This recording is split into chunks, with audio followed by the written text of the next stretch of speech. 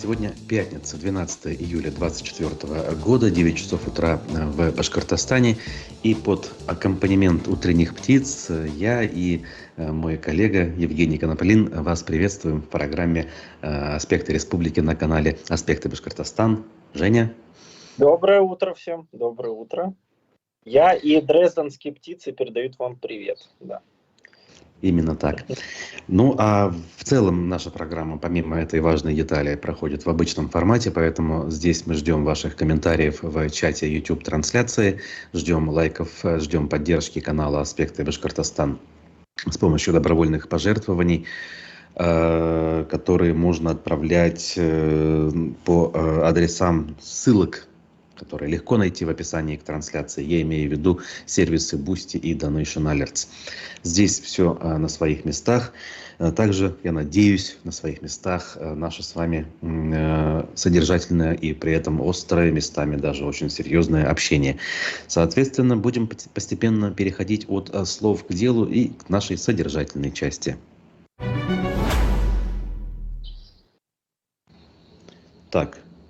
Единственное, вот мне сообщают, что есть сложности с эфиром, и данные передаются туда, мягко говоря, очень сложно, поскольку есть возможные какие-то сигналы, связанные с попытками ограничивать YouTube в России, вот ни много ни мало. Действительно, еще вчера из мест, скажем так, разных сообщали, что тестируют местные провайдеры, понятно, что под командованием Роскомнадзора, вот эти вот возможности замедления.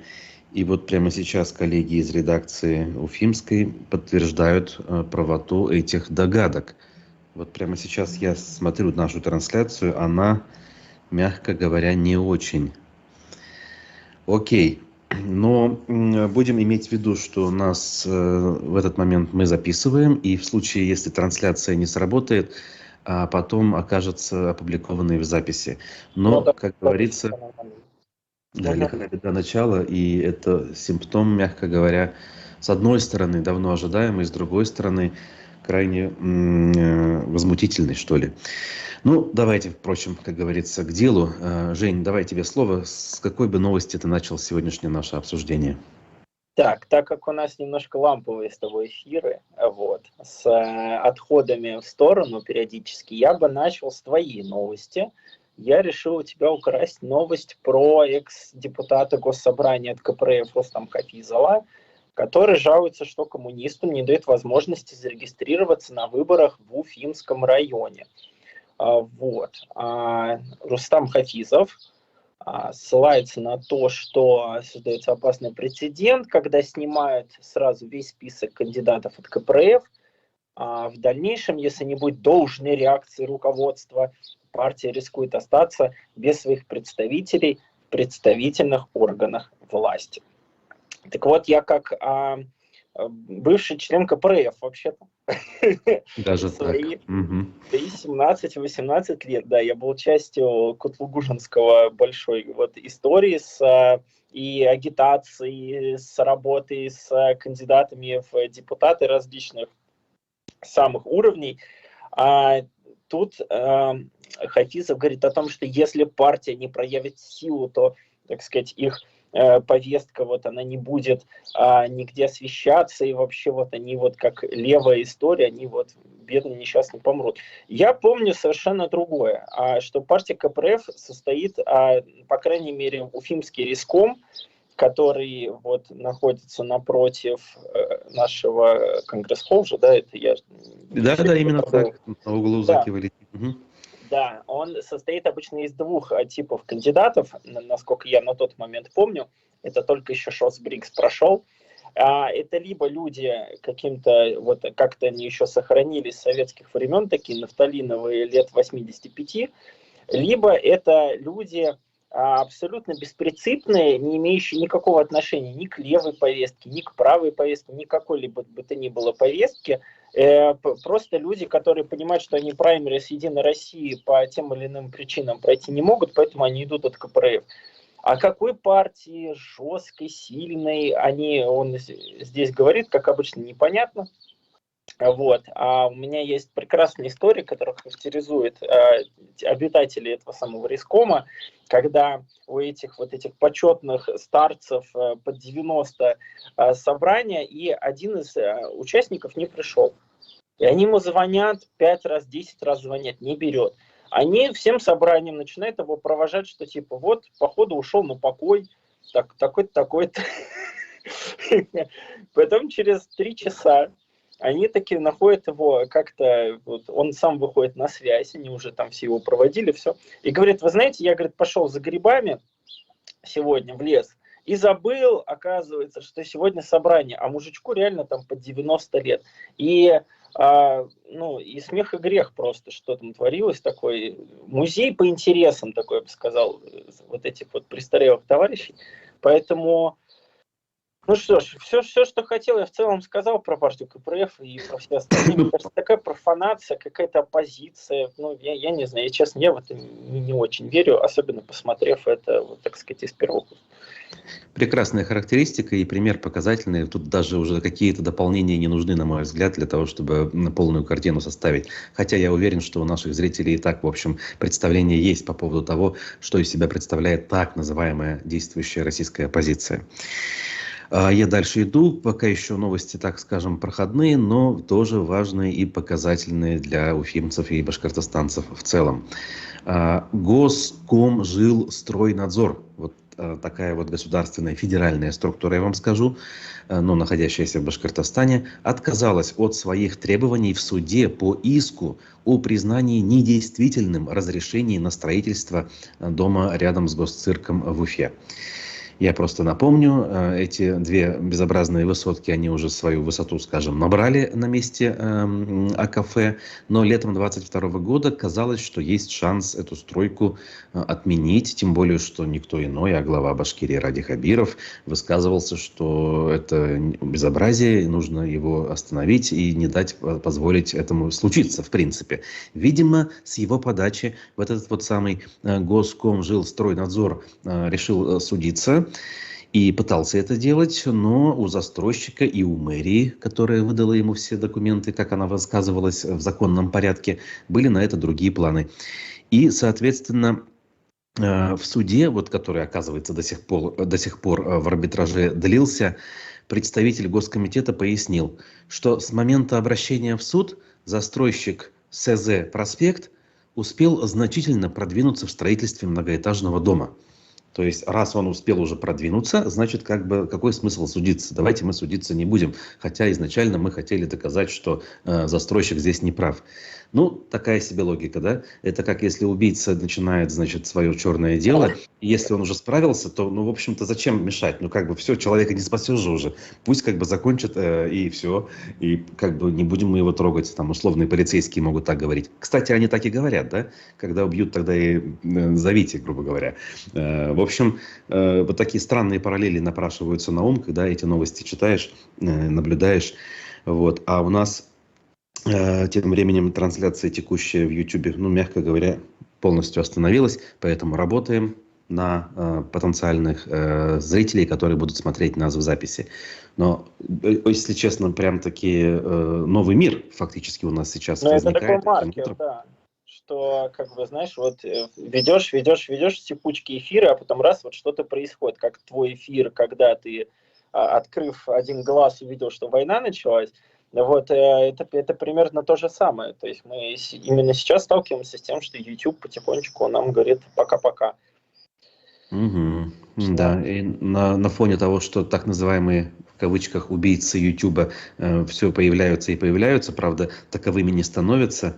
Кстати, вот эту платформу, она так и называется, платформа, протестировали независимые журналисты, залили туда ролики, связанные с фильмом, расследованием Алексея Навального, например, про дворец Путина, еще что-то залили. Все это дело не прошло цензуру. Так называемая платформа все быстро удалила. Поэтому, друзья, рассчитывать на вот этих вот убийц Ютуба, альтернативной платформы не приходится. Что могу сказать? Наверное, нужно пытаться как-то работать с VPN-ами, пока еще они остаются доступными. Ну, а мы дальше идем. Так. Та-та-та. О, Сейчас, одну секунду. Пруфы, мои любимые, с некоторых пор пишут следующую новость. В кавычках «большая утрата». В Уфе простились с бойцом СВО, который вырос в семье военного. Дальше пишут, его похоронили. Ну, у нас уровень журналистики всегда очень высокий был. Просто кого похоронили, его похоронили. В Уфе состоялась церемония прощания с участником так называемой СВО, простите меня, Ильясом Саттаровым. Он погиб при выполнении боевых задач, ему было 54 года. Он вырос в семье военного и выбрал тот же путь. Уход Ильяса Ульфатовича – большая утрата для его семьи, родных и близких. Но мы все разделяем их скорбь вместе с ними, добавил чиновник. Глава Кировского района Эльвир Нурдавлятов. Есть такой. И все, естественно, и Пруфы, и Егор Обзор, и все вышли с одним и тем же заголовком о большой утрате. Как будто бы, я не знаю, Марлон Брандо погиб второй раз. Вот это к вопросу, знаешь, мы с тобой как-то обсуждали, что Пруфы это вроде такое как бы относительно хорошее издание, где периодически какие-то расследования выходят и так далее. Но для тех, по крайней мере, кто находится глубоко далеко и достаточно уже продолжительное время, я напомню, мы уже с тобой почти 2 года не находимся в столице Республики Башкортостан, для меня вот такие вот заголовки, они и те же самые эфиры Рамиля Рахматова, про которые я высказался в шорте, можно зайти посмотреть, они им перечеркивают любую такую историю. То есть, да, тот же Рамиль делает какие-то полезные, хорошие вещи, там, про Баймак периодически высказывается, еще про что-то. Но вот когда выходит вот такая вот разнарядочка, какие-то заголовки про большую утрату, то, лично для меня это как бы все перечеркивает, потому что находясь здесь и находясь с жителями Украины вот так вот каждый день постоянно, ты понимаешь, что ни одного неонациста замечено все еще не было. Вот, поэтому у меня к этому отношение глубоко однозначно. Опять же, можно промолчать, а можно вот написать подобное. Можно сообщить о случаях гибели, это важные, как бы, с точки зрения общественной значимости события. Но тогда надо сообщать более-менее равномерно, скажем, стараться это делать на постоянной основе, как вот в аспектах, по крайней мере, коллеги очень стараются успевать за всеми сообщениями о подобных похоронах, не только из Уфы, когда там кого-то одного похоронили, но и в разных районах Башкирии. Это в день в 10 плюс на сегодняшний день случаев, а не так, как здесь один какой-то случай в несколько дней. Интересно, почему это происходит? То ли действительно, как ты говоришь, разнарядка, то ли просто там кто-то заметил, мягко говоря, ой, а давай напишу. А завтра кто-то не заметил и решили, что об этом писать не нужно. Не знаю, сложно судить, но впечатления вот такие вот противоречивые действительно возникают в результате такой работы. Вот. А мы на эту тему так или иначе, конечно, всегда говорим, возвращаемся к теме боевых действий. Уж, по-моему, за последние 2 прошлых эфира я более чем однозначно на эту тему высказался. Хотя были там какие-то, видимо, недопонимания участия наших зрителей, а что же на самом деле думают на эту тему аспекты, как СМИ, Валиев как отдельный ведущий. В общем, окей. К нашим новостям вновь вернусь.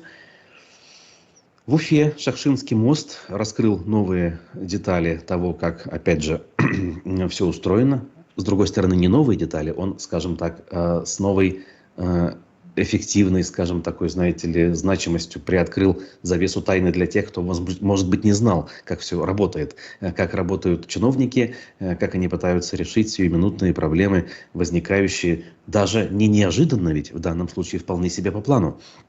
И вот мы знаем пробки, мы знаем высокие цены на такси, отсутствие мест в электричках, все это мы уже озвучивали. И вот Мавлиев Ратмир, глава администрации Уфы, которого Уфа-1 зачем-то назвала главой Уфы, тоже грубейшая журналистская ошибка. Главой Уфы юридически является, я напомню, председатель городского совета депутатов. На сегодня это,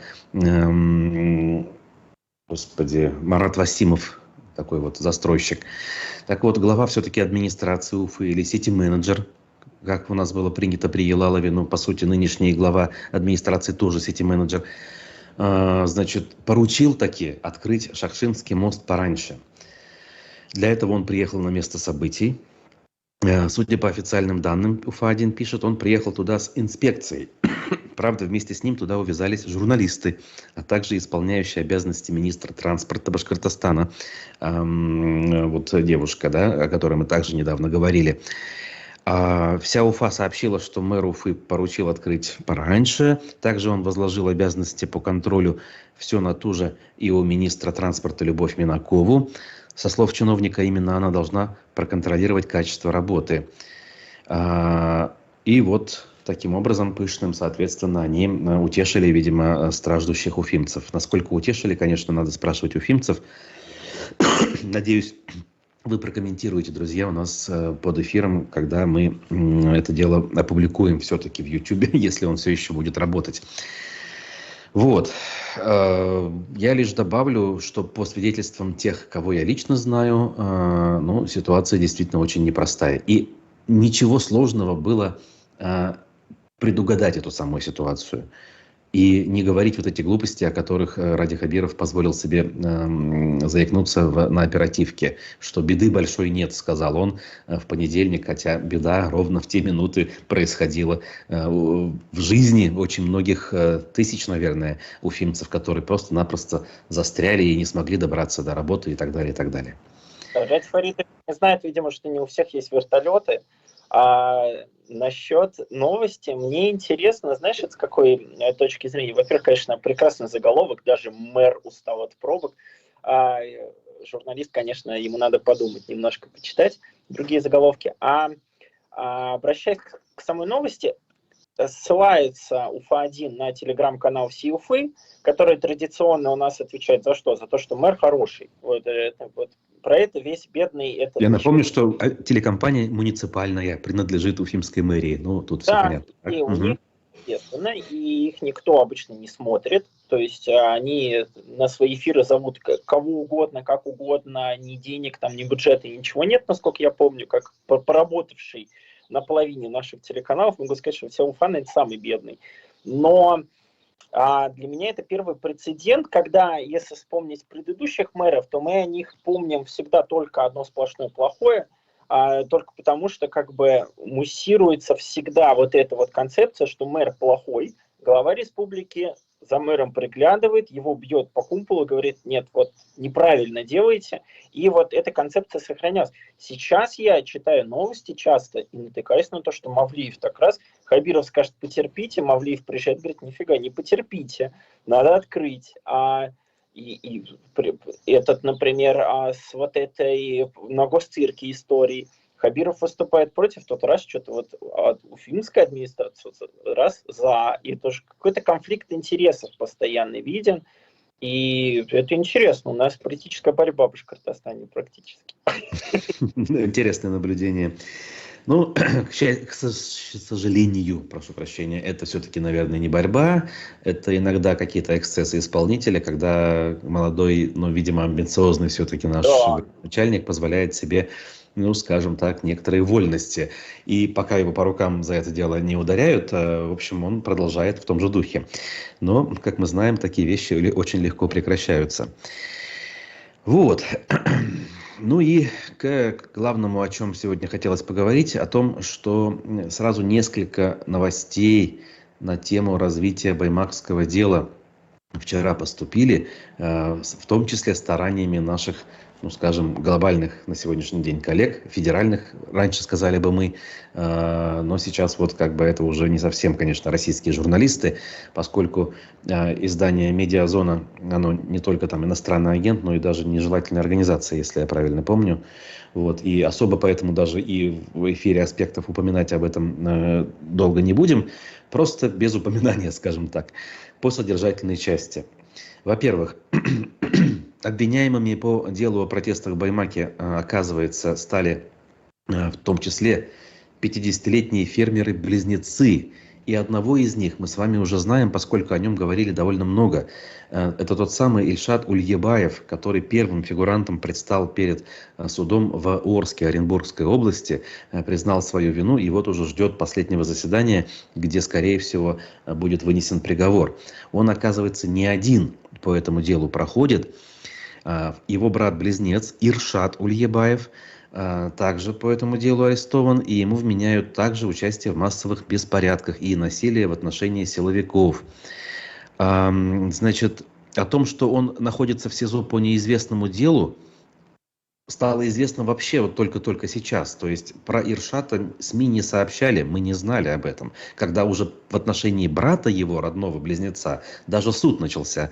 Понимаете, да, о чем я, к чему, как говорится, клоню? Данные до сих пор не стопроцентные. Мы даже не знаем точное количество фигурантов, получается, всего тех, кто проходит по делу и кто находится в заключении. Вот издание тут напоминает, что Ильшата, которого судят, как раз-таки мы следили за его судьбой с января еще. Об этом писали СМИ. Вот.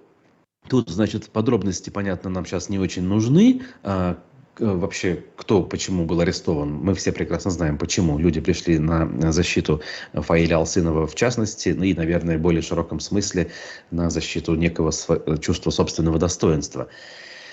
И вот эти аресты, в конце концов, привели к тому, что около 80 узников на сегодняшний день по этому делу проходят. Это максимальное количество за всю современную историю Башкортостана. Как писали коллеги, те самые федеральные, о которых я выше упомянул, мы несколько лет назад освещали болотное дело, где было около 30 узников, и имя каждого из них мы знали, в общем-то, историю знали наизусть и очень внимательно следили, массово следили, относительно массово. Все независимые СМИ, на тот момент работающие еще в России, в Москве в частности, смело это дело освещали. А вот по Баймаку, пишут коллеги наши, мы не то что поименно их не знаем, мы даже общего количества толком представить не можем. Поэтому решили эту оплошность исправить и опубликовать большой материал. И он действительно классный, он содержательный. Здесь большой фотоколлаж с активными, скажем так, ссылками на фотографии, где можно кликнуть на изображение того или иного фигуранта и понять приблизительно, кто такой, по какой статье и какие у него основные там особенности в судьбе. Тут есть не только мужчины, я вам скажу, мы и так с вами знаем, что среди фигурантов присутствуют и дамы. Вот, соответственно, что еще надо сказать на эту тему из содержательного? Ахат Гибадуллин, один из фигурантов баймакского дела, и его судьба будет рассматриваться в суде в Оренбурге. То есть, понимаете, да, в эти дни мы каждый день узнаем о том, где будут уголовные дела.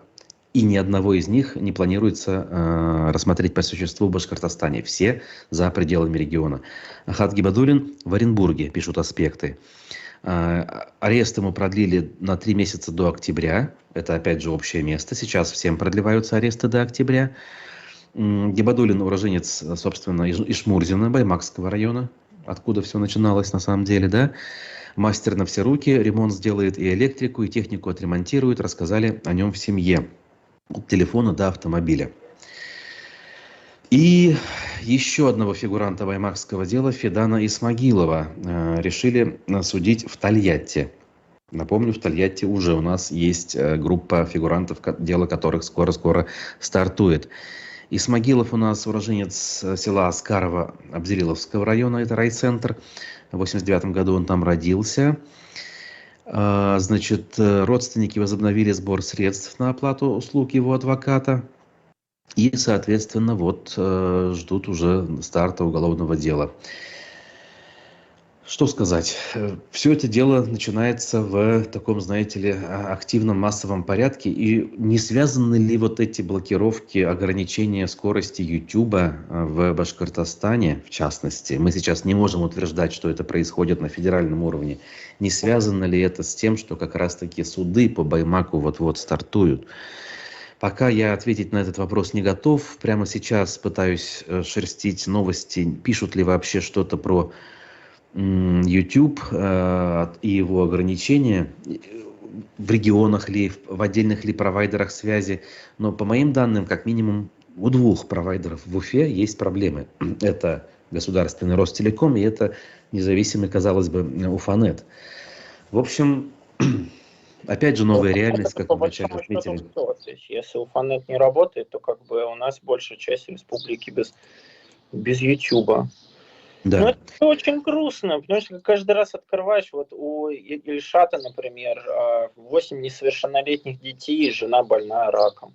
Ну вот это все. А насчет того, что мы узнаем о многом постфактум, но это же история про то, как некоторые товарищи с буквой Z на лбу пишут о том, что без вас стало дышать легче. Так, ребят, ну, конечно, стало дышать легче, потому что без журналистов, без людей, которые все это раскапывают, которые об этом пишут, по большому счету то, что я вижу, то, что мне очень, например, нравится, это те семьи, которые пострадали от всей этой истории, какие-то баймакские, не знаю, там, волонтеры или кто, они сами организуются в телеграм-каналы, очень они немногочисленные, и там люди как-то друг с другом координируются, пишут какие-то новости, собирают какие-то деньги, и вот потихоньку журналистика как будто бы уходит вот во что-то такое. Ну, это все, конечно, кошмар. Вообще сказать. Да, кошмара у нас более чем достаточно. Ну, надо сказать, я вот сейчас прямо не вижу каких-то отдельных новостей, связанных с Ютубом на сегодняшнее утро, по крайней мере, ну и на вчерашний вечер я не вижу каких-либо сообщений на этот счет. Поэтому, опять же, более детально как-то прокомментировать и сделать хоть какие-то вразумительные выводы сейчас не могу. Поэтому просто продолжаем работать вот в таком формате, к сожалению, без ваших реакций и комментариев, которые действительно помогают оживить наши прямые трансляции по утрам, даже когда чаще всего, точнее даже, я их веду, например, один, и не только я, но и там мои коллеги. Вот, как говорится, по Баймаку, в общем, понятно, друзья, все эти вот вещи, о которых я выше сказал, вы, пожалуйста, читайте, не только слушайте наши стримы, но и читайте, лайкайте, комментируйте, то есть помогайте делать информацию более общедоступной, более распространенной для широкого круга читателей. Для этого телеграм-канал «Аспектов» существует. Я напомню, что это все-таки пока относительно неподцензурная территория, телеграм, конечно же. И возможности, скажем так, контролировать и закрывать по одному росчерку пера у властей России нет. Хотя вот вчерашняя новость, может быть, слышали о том, что все паблики, ну то есть какие-то страницы, группы в социальных сетях, которые подконтрольны российским властям, должны будут деанонимизировать вот эти паблики с количеством подписчиков более 1000. И, соответственно, сообщить властям. Если нет, то блокировать. Ну вот это что? Это не что иное, как, опять же, шаг в сторону полной цензуры. И на сегодня, вот прямо сейчас, они не могут этого сделать с Телеграмом. Там неважно, есть ли известный хозяин, собственник у того или иного канала, нет ли. У них нет таких ресурсов. Но я думаю, что будут к этому все равно двигаться со временем. Вот.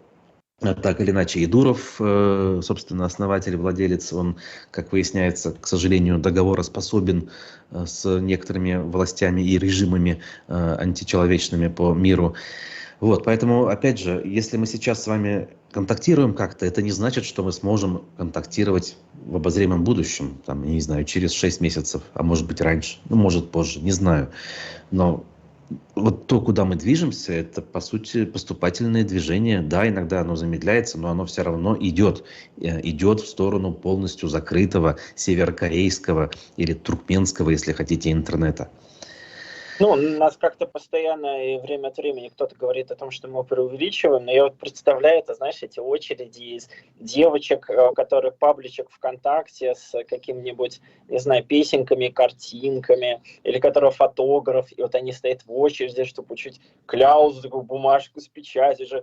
Хорошо, ты можешь вести этот паблик и делать. Ну же, это же какая-то тупизна непроходимая абсолютно. И как это будет работать, кто придет, как они будут хорошо там в том же ВКонтакте, а зачем это там вообще надо контролировать? А в Телеграме, если ты отловить не можешь, мы помним, как Жаров из Роскомнадзора пролетел со своей попыткой закрыть Телеграм, и как бы, ну, и что?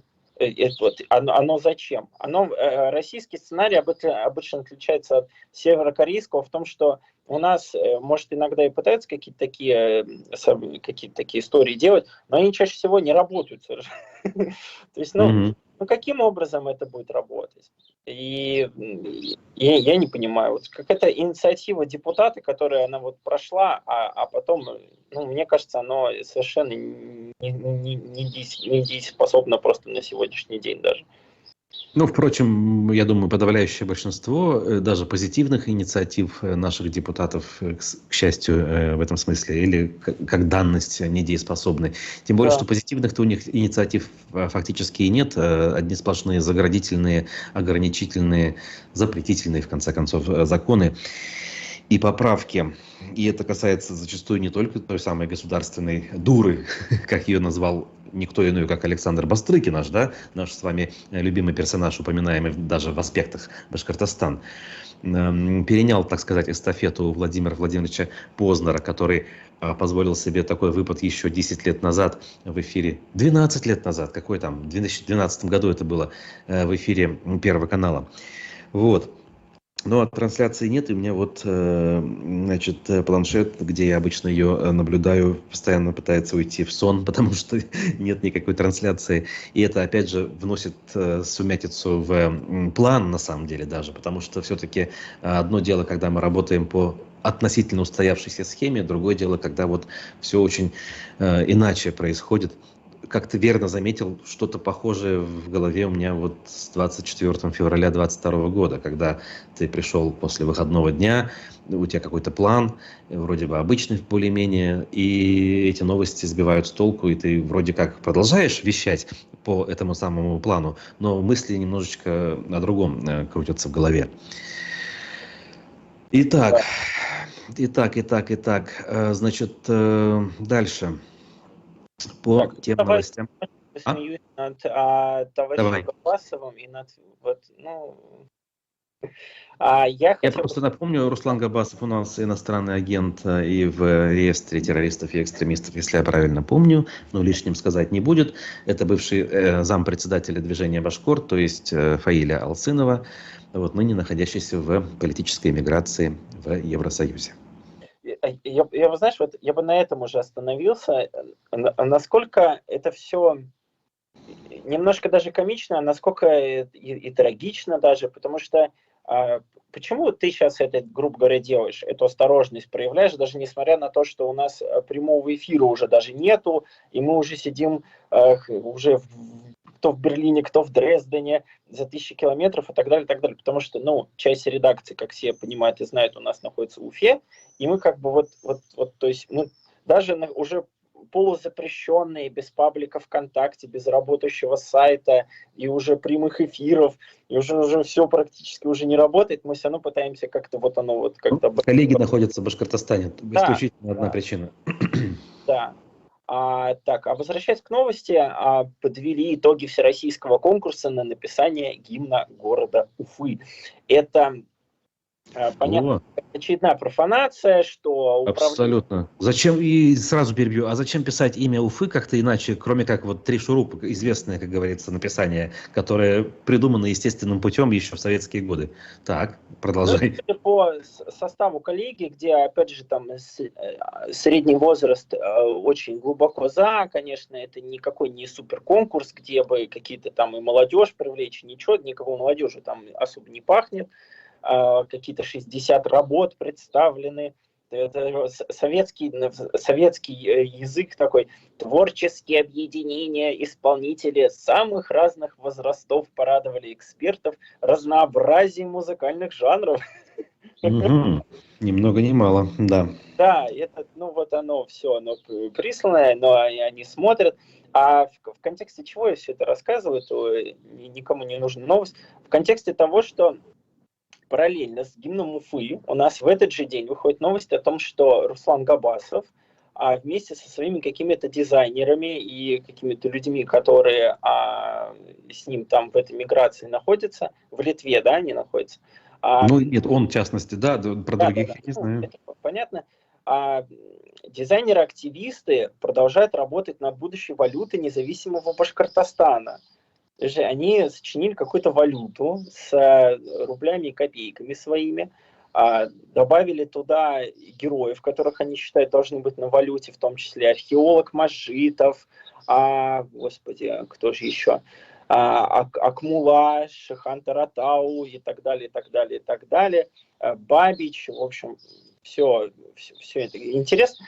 Я с тобой бы немножко эту тему разогнал и подумал насчет того, что насколько это вообще вот не попахивает какой-то, извините, даже я бы грубо сказал, шизофренией, когда человек сидит в миграции и без особых даже предпосылок к тому, что завтра ситуация изменится, а мы только видим, что она все усугубляется и ухудшается, мы будем сочинять какие-то валюту, какие-то вот истории. Я почему связал с гимном, потому что это интересно, что оно так вот в одно время выходит в таком стиле Биуковского, знаешь. По большому счету, вот я не понимаю, зачем это сейчас валюта нужна, насколько это актуальная вообще история. Это как мы вот сейчас сядем с тобой, будем тоже делить вот это вот границы, а какие республики мы с тобой оставим, оказавшись президентом, вот, что мы будем, как мы будем с Китаем договариваться. Но это же все какая-то вот история такая очень нездоровая, как по мне. Ну, с точки зрения здравого смысла, такой объективной реальности, безусловно, это ничего такого здравомыслящего в этом нет. Единственное, что как в терапевтических целях, что ли, назову это так, да, люди фантазируют для того, чтобы порадовать собственные души, эмоции здесь и сейчас, в той точке, в которой мы все находимся. Понятно, что говорить о серьезности этих намерений сейчас действительно не приходится даже тем людям, кто действительно искренне верит в перспективность вот именно этого пути, да, потенциального там независимого Башкортостана и прочего.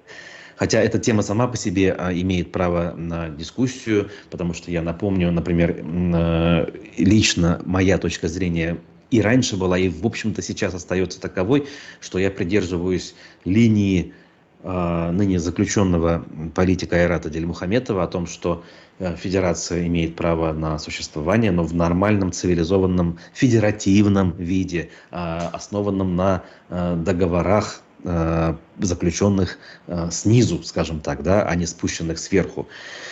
Вот. Поэтому, возвращаясь к тому, о чем ты начал говорить, понятно, что вот эти вот фантазии, ну, наверное, имеют, опять же, как я сказал, помимо терапевтического смысла, еще и какой-то пропагандистский, если хотите, смысл для того, чтобы люди, которые о чем-то задумываются и еще не имеют ответы на большинство вопросов, ну, представляли себе, да, что в принципе возможны любые сценарии. Видишь, я вот из этой стороны пытаюсь это как-то объяснить и оправдать. Представляешь, Ленин в эмиграции сидел и рисовал советский рубль. Вот это вот. Вот я, кстати, не помню таких. Все-таки его труды были более фундаментальными, судя по всему. Я думаю, да. И насчет разговоров вот о обязательном отсоединении Башкортостана, и вот мы там, вот, это же история про то, что кто такой Габасов? Это один из самых видных, если не самый видный оппозиционер Башкортостана, по большому счету. Вот. Из тех, кто находится на свободе, да, это важное напоминание сделал бы. Угу. Ну, я бы сказал, самых медийных сейчас, да, понятно, что это именно те, кто на свободе. Мы там про других людей, которые сидят, они и как бы не появляются в повестке. И к разговору о какой-то даже элите, вот если такие люди, которые занимаются исключительно какими-то разглагольствованиями о будущем, которые не занимаются там, я не знаю, какой-то там той же самой миграцией, помощью вот тем, кто там страдает в Башкортостане и так далее. И эта будущая элита, она чаще всего привносит какие-то режимы, такие очередной султанат, который происходит, как по мне кажется.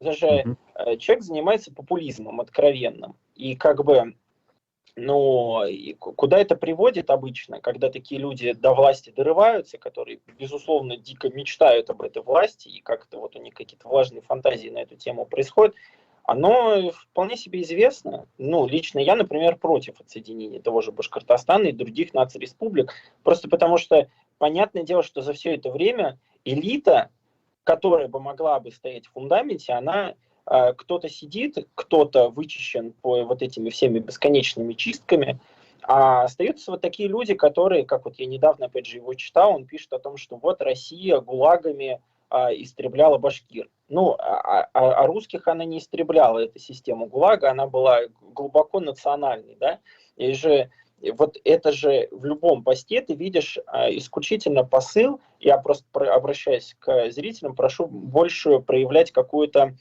скептицизм, что ли, ко всему, не с открытым ртом это смотреть, про то, как прекрасно у нас вот уже валюта есть, а про то, что вот это все, оно исключительно построено на самом деле на ненависти по отношению к где-то к русским, где-то еще что-то. Даже на бытовом уровне этой ненависти, она где-то есть там кулуарно, но она особо не существует. А когда вот такие вот политики пытаются себя на какой-то тоже национальный разогнать, то это можно почитать вот любую историческую какую-то справку про то, к чему это приводит, ни к чему хорошему обычно. Вот. Поэтому, конечно, взращивание там элиты в Башкортостане это дело какого-то времени, по крайней мере. Перед тем, как отсоединяться вот это вот с горящей головой, оно приводит, наверное, скорее к Туркменистану, а не к чему-то прекрасному, как Эстония, Литва, Латвия и так далее.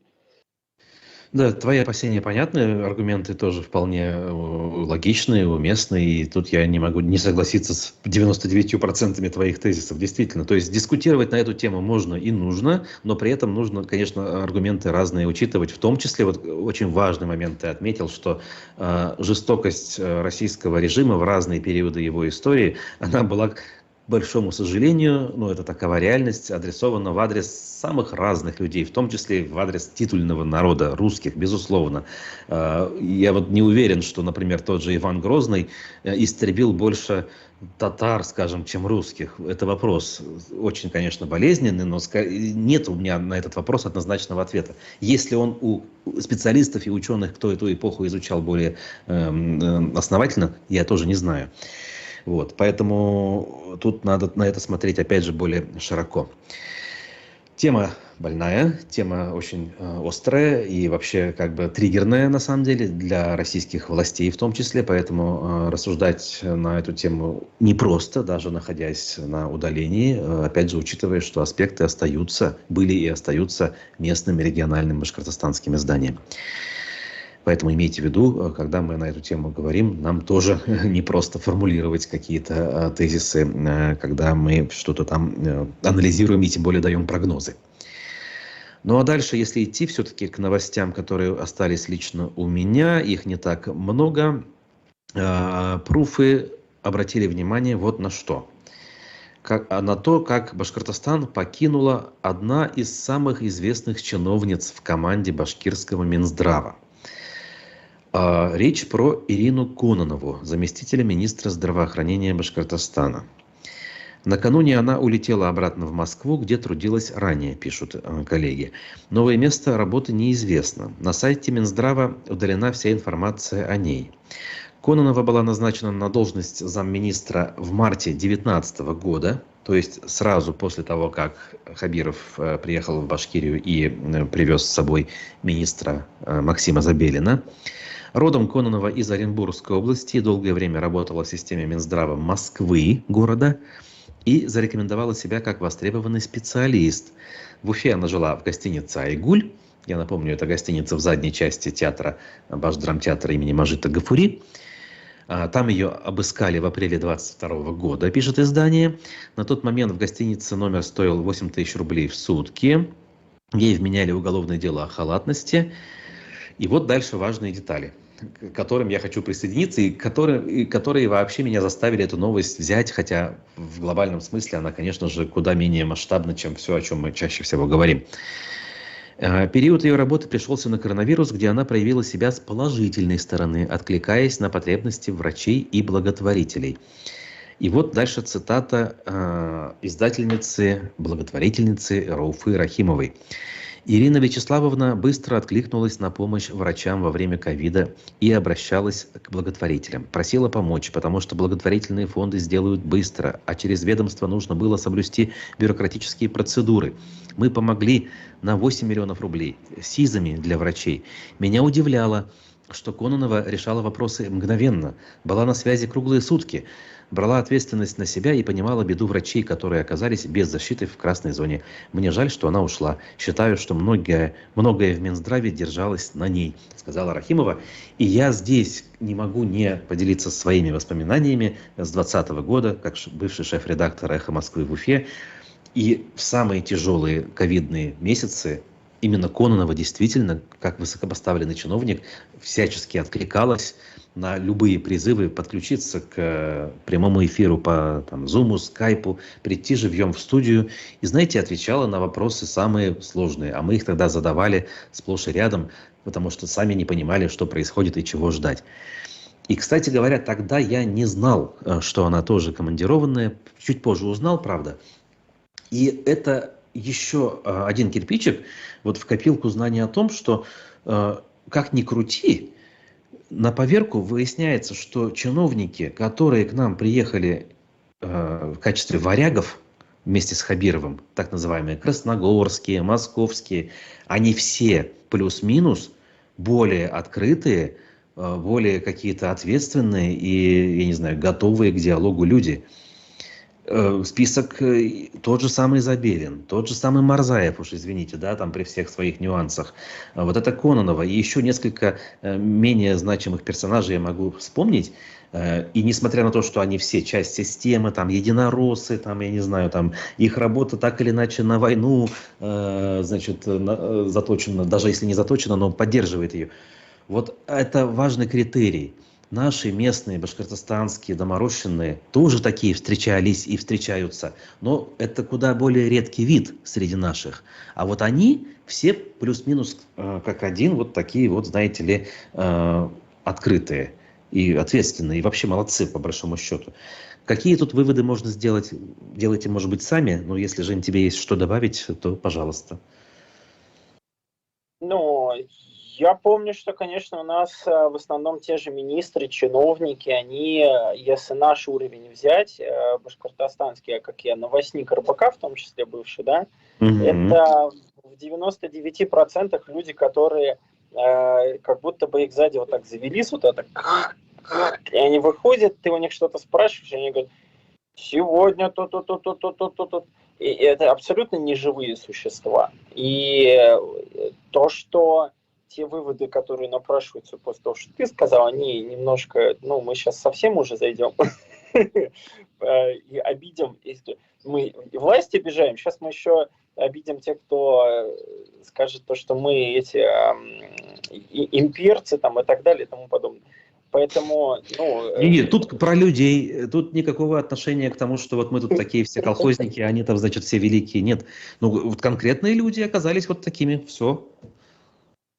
Ну, просто это такая вот исключение, из которой все-таки какая-то тенденция и закономерность, она вырабатывается. Я думаю, что где-то, может быть, там какое-то, не знаю, даже чем это объяснить. Может, даже и знаю, но не очень хочется говорить. Вот. Но в основном, будем надеяться, чиновники, да, это люди, которых ты для тех же новостей хочешь хотя бы 20 секунд, 15, 5, 7, взять синхроны, где он бы по существу что-то от себя сказал. Нет, и это никогда не происходит. Особенно мой любимый всегда был министр, ты мне напомнишь фамилию, потому что я уже совсем оторвался, министр сельского хозяйства, который каждые полгода рассказывает про там то про озимы, то про еще что-то. Вот, Ильшат Фазрахманов, да, кстати, да. А что с ним не так? Вот я как раз его имею в виду как чуть ли не единственного местного чиновника, который тоже был всегда открыт и готов к диалогу, как вот эти вот москвичи. А у тебя другой опыт? Просто именно какой-то вот живой диалог, понимаешь, когда человек от себя, когда человек может, там, как Марзаев, например, с матом, криками, но вот он вышел там к людям и разговаривал на довольно доступном языке, как бы по большому счету, да. А вот в основном ты видишь там с тем же, там, я не знаю, опять же, наверное, я сейчас буду исключительно попадать в полуживых, потому что я их, может, запомнил, там, не знаю, там, с Ахмадинуровым, я беру интервью, он вроде приятный, классный дядечка, но никогда от себя, никогда по фактуре, все вот по какому-то пресс-релизу обычно, и не более того, лично у меня такой опыт чаще всего был, простите меня. Ну, понятно, да. То есть больше в них самоцензуры, вот этой вот местечковости, наверное, тут не могу не согласиться.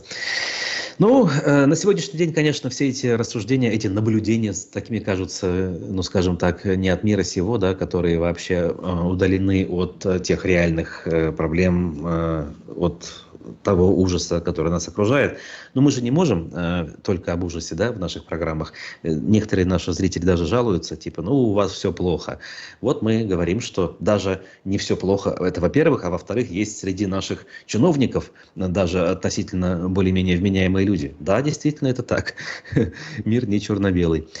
Но не Но на знаю. самом деле, Мгм. давай так, во многом же это берется, вот опять же, посмотрев на Германию, на то, что когда здесь, там, не знаю, какое-то самое минимальное количество людей, во-первых, может остановить движение, потому что они перекрыли дорогу, потому что у них какая-то стачка, митинг и так далее, и властям приходится на это реагировать и с ними разговаривать. И когда у тебя вот этот вертикальный разговор, он существует, то власти уже не могут просто нанять себе какого-нибудь мальчика за 20 тысяч рублей, который будет писать эти бесполезные пресс-релизы, а потом этот человек по этим пресс-релизам будет отвечать, потому что никому не интересно.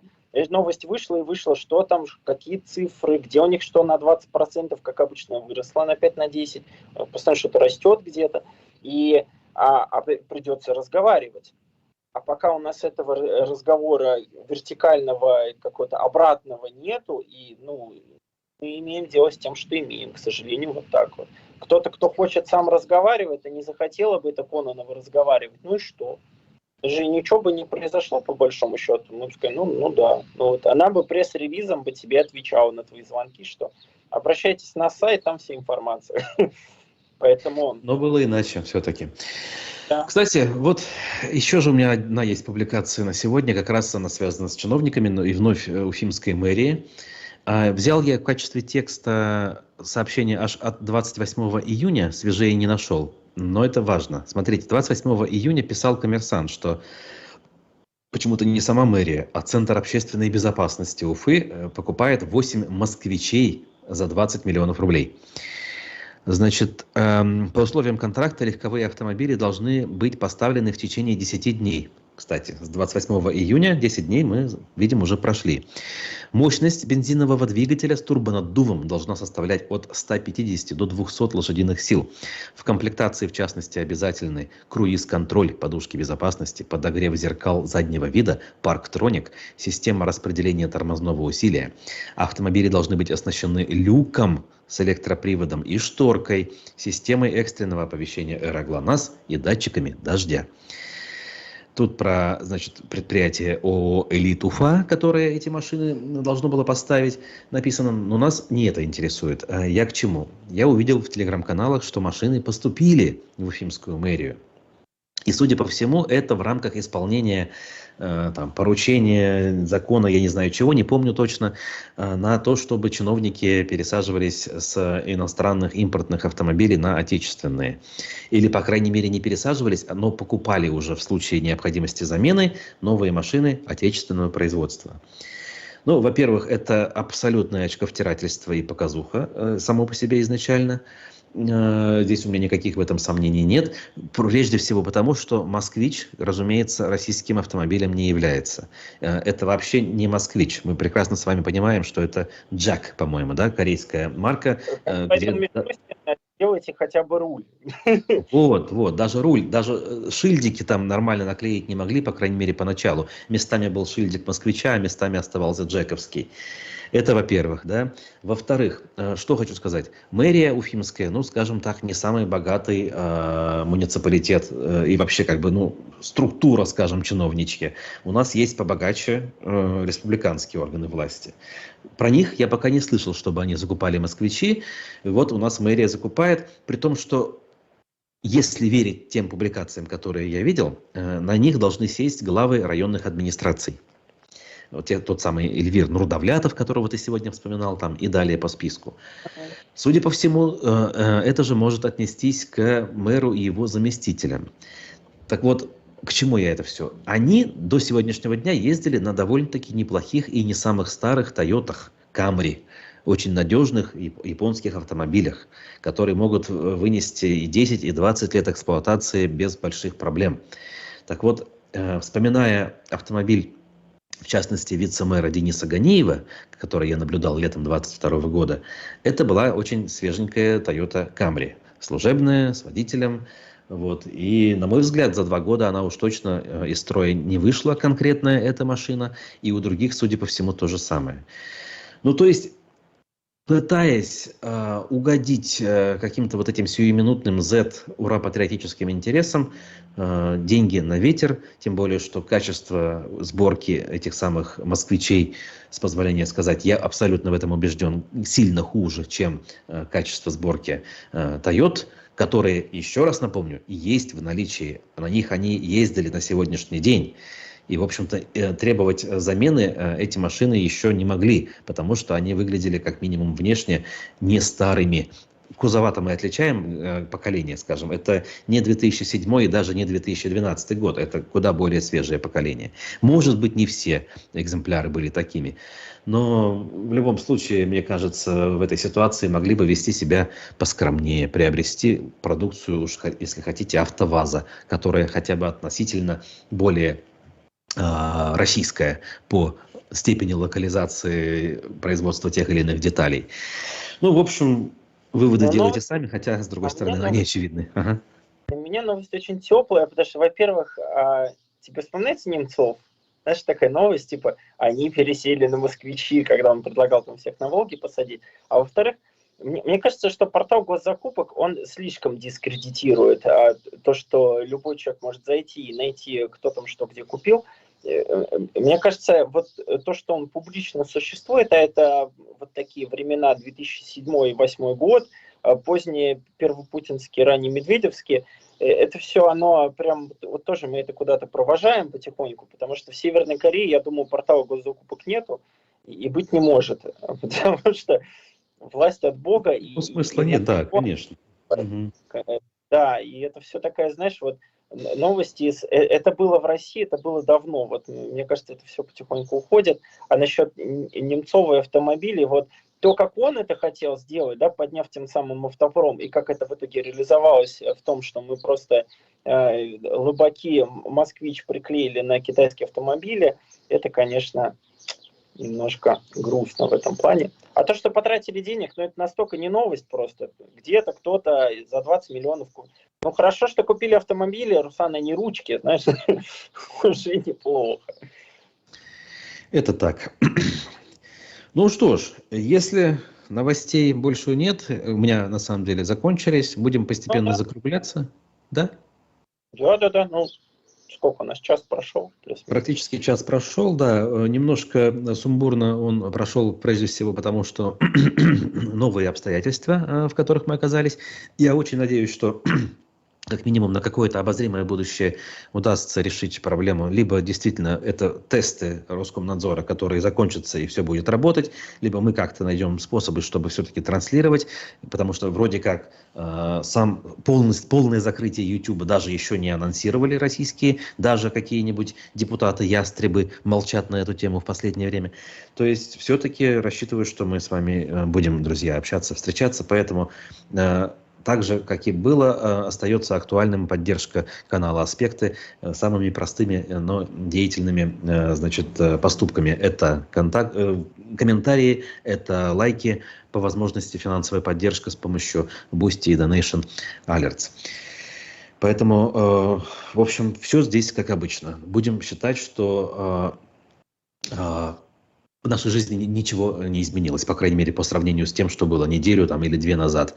В этом смысле, как говорит многоуважаемая иностранный агент Екатерина Михайловна Шульман, вот эти процедуры, как говорится, да, традиции, как она их называет, и их соблюдение, это что-то терапевтическое тоже в этом есть, то есть и показывает определенную стабильность, и, соответственно, убеждает нас в том, что ничего страшного нет. То есть раз работают устоявшиеся какие-то, знаете ли, манипуляции, какие-то даже ритуалы, если хотите, то значит не все потеряно. Я, конечно, очень приблизительно передаю посыл, которым она апеллирует. У нее это делается и получается куда более симпатично. Но в любом случае, я надеюсь, понятно. Ну а с вами сегодня был журналист Евгений Коноплин, наш многоуважаемый коллега. Смотрите его короткие ролики в формате шортс на YouTube. И вот последнее, о котором он сказал, я думаю, сегодня появится скоро. Вот, подписывайтесь на его паблики, телеграм-канал и прочее. Про меня тоже не забывайте. Ну а мы увидимся с вами на следующей неделе, я надеюсь, в более привычном, качественном формате. Кстати, сегодня еще аспекты городской среды с Олегом Арефьевым и Дмитрием Колпаковым в сетке аспектов планируются. Поэтому посмотрите, пролайкайте, пообщайтесь. Там про Шахшинский мост, я уверен, много будет сказано.